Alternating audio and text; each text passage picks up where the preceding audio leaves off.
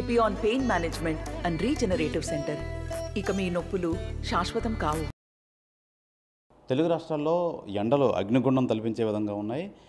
అయితే దీని ప్రభావం ఏ విధంగా ఉండబోతుంది అంటే ఉత్తరాంధ్రలో ఏ విధంగా ఉండబోతుంది అనే నేపథ్యంలో వెదర్ సైంటిస్ట్ సునంద మేడం మనతో పాటు ఉన్నారు. ఆవిడని అడిగి తెలుసుకునే ప్రయత్నం చేద్దాం. మేడం నమస్తే మేడం. మేడం ఈరోజు తెలంగాణ హైదరాబాద్ చూస్తే చాలా ఎక్కువ అత్యధిక ఉష్ణోగ్రత నమోదయ్యింది. అలాగే ఉత్తరాంధ్రలో ఏ విధంగా ఉండబోతున్నాయి రానున్న రోజుల్లో? అంటే మన ఉత్తరాంధ్రలో అయితే కనుక 40కి అంటే దగ్గరగా ఉన్నాయి, కానీ 40కి లెస్సే ఉన్నాయి. టెంపరేచర్స్ అన్నీ కూడాను లెస్ దాన్ 40 టెంపరేచర్స్ రికార్డ్ అవుతున్న పరిస్థితి ఉంది. వెరస్ మన తెలంగాణ అనుకున్నటువంటి కోస్తా ఆంధ్రాలో కానీ లేదా రాయలసీమను అనుకున్నటువంటి కోస్తా ఆంధ్రాలో ఉన్నటువంటి కొన్ని ప్రాంతాల్లో మాత్రం అంటే సౌత్ ఆంధ్ర లో ఉన్నటువంటి మెనీ డిస్ట్రిక్ట్స్లో ఏంటంటే 40 అండ్ అబౌవ్ టెంపరేచర్స్ రికార్డ్ అవుతున్నాయి. ఇక్కడైతే కనుక 40కి తక్కువ ఉన్న టెంపరేచర్స్ రికార్డ్ అవుతున్న పరిస్థితి ఉంది. అలాగే ఈ రాయలసీమ ప్రాంతంలో మాత్రం more than 40 to 40 above temperatures, ఎక్కువ ప్రాంతం అంతా కూడా అబౌవ్ 40 డిగ్రీస్ టెంపరేచర్స్ అనేది ఇక్కడ రికార్డ్ అవుతుంది. Even 42 to 43 highest Kurnool, Kadapa, కర్నూలులో మాత్రం 46 కూడా రికార్డ్ అవుతున్న పరిస్థితి ఉంది. సో రానున్న 3 రోజులు కూడా ఏంటంటే ఈ రాయలసీమ జిల్లాల్లో ఈ విధమైనటువంటి టెంపరేచర్స్ మరి ప్రివైల్ అవుతాయి. అయితే ఒక ట్రఫ్ ఒకటి సౌత్ ఛత్తీస్గఢ్ నుంచి మన సౌత్ తమిళనాడు వరకు కూడా ఒక ట్రఫ్ ఉన్న కారణం చేతి ఈరోజు రాయలసీమ ఈ టిప్లో కొంచెం రెయిన్ఫాల్ కూడా నమోదవడం జరిగింది. అలాగే మన ఈ ప్రాంతంలో కూడాను అంటే అల్లూరి సీతారామరాజు అనే విజయనగరం ఈ పరిసర ప్రాంతాల్లో ఎస్కోట ఈ ప్రాంతంలో ఈరోజు కొంచెం తేలికపాటి వర్షము కూడా రికార్డ్ అవ్వడం జరిగింది. సో రానున్న 4 రోజులు కూడాను నార్త్ ఆంధ్రప్రదేశ్లో తేలికపాటి వర్షం అంటే ఉరుములు మెరుపులతో కూడినటువంటి తేలికపాటి జల్లులు 1 లేదా 2 చోట్ల ఉంటూ మనకి వాతావరణం ఉంటుంది. అంటే మార్నింగ్ అంతా కూడా టెంపరేచర్ ఎక్కువ ఉండి ఒక 2-2:30 వరకు కూడాను టెంపరేచర్స్ ఉష్ణోగ్రత తీవ్రత ఎక్కువ ఉంటుంది. ఆ తర్వాత నుంచి నెమ్మదిగా క్లౌడ్ డెవలప్ అయ్యి మనకి చల్లటి వాతావరణం కూడా వచ్చే పరిస్థితి ఉంటుంది. అదే డే బై డే ఇది వేరీ అవుతుంది. బట్ ఏదేమైనప్పటికీ సాయంత్రం వేళలో కొంచెం కూల్ అవ్వి 1 లేదా 2 చోట్ల తేలికపాటి వర్షం కూడా ఉండే అవకాశం ఉంది. వేరే సౌత్ కోస్ట్లో ఆంధ్రప్రదేశ్లో అయితే చూసుకున్నట్లయితే టెంపరేచర్స్ కొంచెం ఎక్కువ ఉంటాయి. మరి 3 రోజులు కూడా ఇక్కడ టెంపరేచర్ ఎక్కువ ఉంటుంది.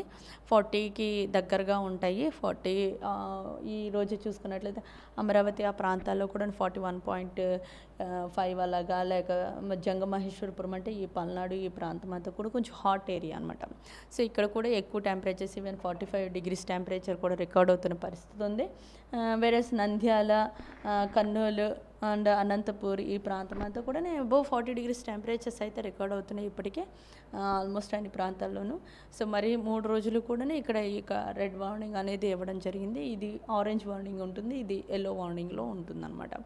వేరేస్ పార్వతీపురము ఈ ప్రాంతం విజయనగరంలో కూడా కొంచెం టెంపరేచర్స్ ఎక్కువ ఉన్నాయి. బట్ రిమైనింగ్ ప్రాంతం అంతా కూడా లెస్ దాన్ 40 టెంపరేచర్స్ అనేవి రికార్డ్ అవుతున్న పరిస్థితి ఉంది.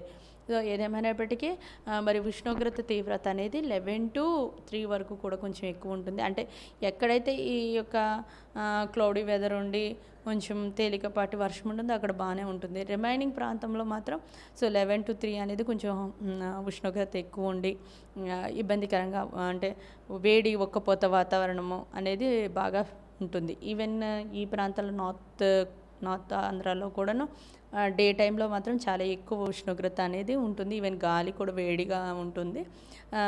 సో ఏదేమైనప్పటికీ ఈ టెంపరేచర్స్ ఇలాగా మరి 3 రోజులు ప్రివైల్ అవుతాయి. కాబట్టి ఈ టైంలో బయటికి వెళ్ళే వాళ్ళు చిన్నలు పెద్దలు ఎవరైనా సరే తగినంత జాగ్రత్తలు అయితే తీసుకోవాలి. వాటర్ అవసరం ఉన్నా లేకపోయినా కూడా వాటర్ తీసుకుంటూ ఉన్నట్లయితే ఈ డీహైడ్రేషన్ అనేది ఎక్కువ జరుగుతుంది ఈ యొక్క పరిస్థితుల్లో. సో డీహైడ్రేషన్ నుంచి తప్పించుకోవడం కోసం వాటర్ ఎక్కువ తీసుకోవాలి. మేడం ప్రధానంగా ఈరోజు హైదరాబాద్ చూస్తే కనుక చాలా అత్యధిక ఉష్ణోగ్రత నమోదైంది. ఆ పరిస్థితి ఉత్తరాంధ్రకి ఏమైనా ఉందంటారా? ప్రస్తుతం అయితే మరి ఉత్తరాంధ్రలో అంత టెంపరేచర్స్ లేవు. మనకి 40 లెస్ దాన్ 40 ఆర్ 40కి దగ్గరగానే రికార్డ్ అవుతున్న పరిస్థితి. అంటే కోస్ట్కి దగ్గరలో ఉన్న అన్ని ప్రాంతాల్లోనూ లెస్ దాన్ 40 డిగ్రీస్ టెంపరేచర్స్ ఉన్నాయి. కొంచెం లోపల అంటే తెలంగాణ అనుకున్నటువంటి ఈ ప్రాంతాల్లో మాత్రమే కొంచెం టెంపరేచర్స్ 40కి దగ్గరగా ఉంటున్న పరిస్థితి ఉంది. వేరేస్ ఈ సౌత్ ఆంధ్ర అలాగే రాయలసీమ తెలంగాణ అనుకున్నటువంటి ప్రాంతాల్లో మాత్రం కొంచెం 40కి అబోవ్ టెంపరేచర్స్ రికార్డ్ అవుతున్న పరిస్థితి ఉంది. రాయలసీమలో ఎనీవే 42 to 43, 44 అలా రికార్డ్ అవుతుంది. సో కాబట్టి ఈ ప్రాంత ప్రజలందరూ కూడాను కొంచెం అప్రమత్తంగానే ఉండాలి. మేడం, ప్రధానంగా ప్రజలు బెంబేలెత్తుతున్నది, భయపడుతుంది హీట్ వేవ్స్ కోసం ఏం చెప్తారు? హీట్ వేవ్ ఈ 3 ప్రాంతాల్లోనూ హీట్ వేవ్ పరిస్థితి అయితే ఉంది. అయితే నార్త్ కోస్టల్ ఆంధ్రప్రదేశ్లో <40 ఉంటున్నాయి, సౌత్ ఆంధ్రాలో 40కి అబవ్ ఉంటున్నాయి, రాయలసీమలో ఖచ్చితంగా 42 to 43, 45 అలా ఉంటున్న రేంజ్ ఉంది. అయితే కాబట్టి అంటే హీట్ వేవ్ మరి 3 రోజులు రాయలసీమలోను ఇటు సౌత్ ఆంధ్రాలోను హాట్ అండ్ హ్యూమిడ్ కండిషన్స్ మన నార్త్ కోస్టల్ ఆంధ్రప్రదేశ్లోనూ ఉంటున్నాయి.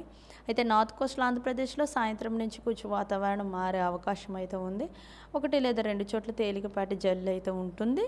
మిగతా ప్రాంతం అంతా కూడాను వేడి ఉక్కపోత వాతావరణం అనేది కొనసాగుతుంది. మనకి కోస్ట్లో ఉన్న వాళ్ళకి ఏంటంటే సాయంత్రం నుంచి సముద్రం నుంచి గాలులు రావడం వల్ల వెదర్ అంతా కూడా బాగుంటుంది. అలాగే ఈ థండర్ స్టార్మ్స్ వచ్చేటప్పుడు అంటే ఉరుములు మెరుపులతో కూడిన జల్లులు వచ్చేటప్పుడు ముందు ఈదురుగాలులు కూడా ఉంటాయి. ఈదురుగాలులు ఒక్కోసారి 30 నుంచి 40 కిలోమీటర్ల వేగంతో ఈవెన్ ఇంకా క్లౌడ్ ఇంటెన్సిటీ కొంచెం బాగా డెవలప్ అయితే కనుక ఈవెన్ 40 to 50 కూడా వెళ్ళే అవకాశాలు ఉంటాయి. అది డిపెండ్ అపాన్ క్లౌడ్ డెవలప్మెంట్ని బట్టి ఉంటుంది. సో అదర్వైజ్ రిమైనింగ్ ప్రాంతం అంతా కూడా బాగుంటుంది. అలాగే సౌత్ ఆంధ్రాలో కొంచెం కోస్ట్ వెంబడి కొంచెం విండ్స్ ఎక్కువ ఉన్నాయి.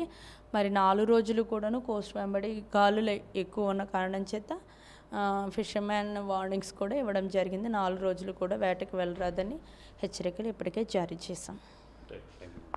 ఇది ప్రధానంగా రాయలసీమ తెలంగాణ వైపు అయితే మట్టుకి చాలా ఎక్కువ ఉష్ణోగ్రతలు నమోదయ్యే అవకాశం ఉంది.